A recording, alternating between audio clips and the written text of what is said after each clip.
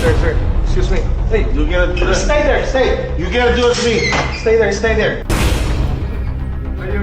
Saan nyo?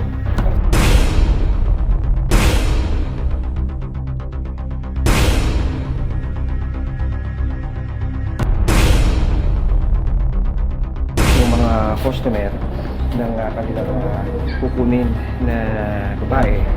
May involved daw po na government official. Hindi siya government official, former congressman, former secretary. Mataas na ranggo. At actually, nakakalungkot, buong pamilya nila yung nakarehistro doon sa mga dokumento.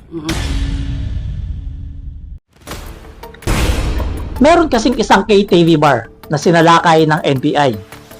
At sa pagsalakay ng NBI, may nakita sila ng mga illegal na droga sa loob ng KTV bar. At hindi lang yan, laganap din daw ang prostitusyon dito sa KTV bar na ito. Totoo ba to? Eto, panoorin natin ang balita.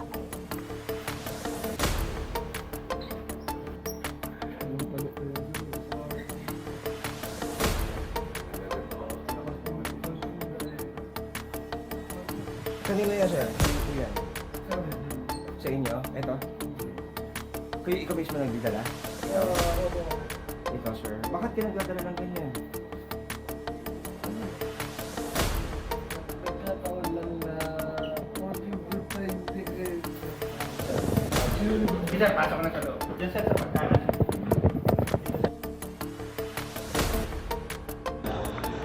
Sir, excuse me. Hey, You gotta do that. stay there, stay. You gotta do it to me.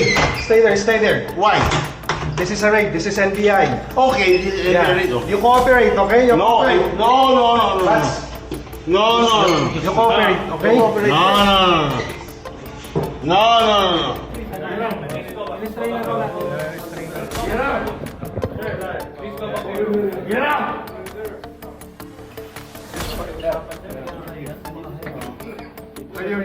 Saan nyo?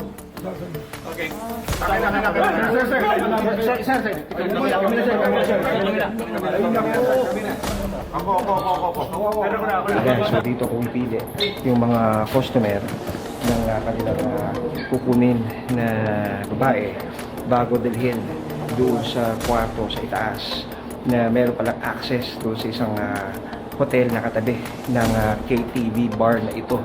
So, isa sa mga kapansin-pansin na nakita dito sa mga gamit ng umano'y bugaw na iniresto ng NBI ay itong pregnancy test na pinapagamit daw sa mga kababaihan na nasa kanyang pangangalaga. Ma'am, bakit may pregnancy test? Ha? Bakit may pregnancy test po kayo? Ano po yan, sir? Every month po, may ano po na. May May pregnancy test po sila. sila. Opo. Kausap namin yung opisyal ng barangay dito. Ang akala nila, ordinaryong KTV to at matagal na to. At katunayan, tinicheck namin yung rehistro, nakalagay dito, family KTV siya. So, ang masama rito, mayroon pa kaming mga nakitaan dito na sa pribadong kwarto may dalang mga pinagbabawal na gamot.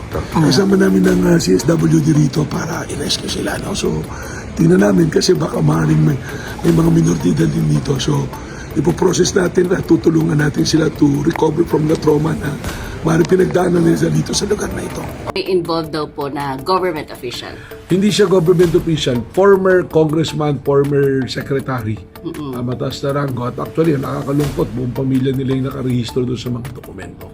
At ito, inimbestigahan natin. Nagkatunayan ng kaso ay ngayon ay inilagak na sa prosecution service ng Pasig City. May we know po sino po yung official na yun. Hintayin natin kasi lalabas naman yan. Pag once na natapos na talaga yung filing at pinadala na sila ng mga... Yan, nakita nyo? Napanood nyo? Anong sa tingin nyo? Sa pamilya kaya ni Mike Defensor ito? Kasi kung titingnan natin, sangkot daw dito yung asawa niya at anak. Kaya ang tanong ng bayan, sa inyo po ba ito, Mike Defensor, ang KTV bar na ito? Kayo, anong sa tingin nyo? Comment down below. Salamat.